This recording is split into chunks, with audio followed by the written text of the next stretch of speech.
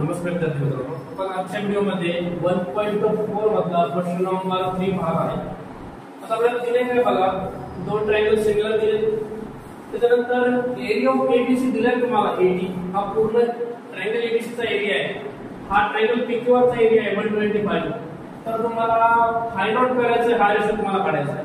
Corresponding साइडचा ratio तुम्हाला find out करायचा आहे. तर बघा इथं काय असणार आहे, आता हे आपण नंतर बघूया. डायरेक्ट आपण आता थेरम अप्लाय करूया. Theorem of area of a similar triangle.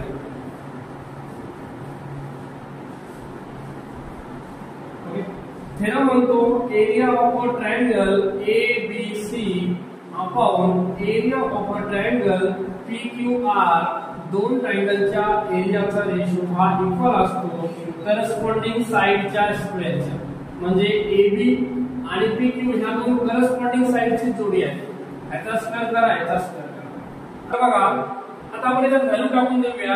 ABC ची व्हॅल्यू आहे 80 अपॉन मध्ये PQR ची व्हॅल्यू आहे 125 is equal to AB square upon PQ square.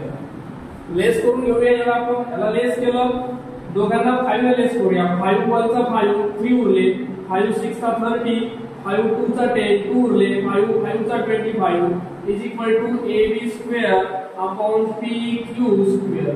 Okay, आपल्याला स्क्वेअर कट करायचा आहे, तर आपल्याला स्क्वेअर रूट घ्यावा लागणार आहे. Taking square route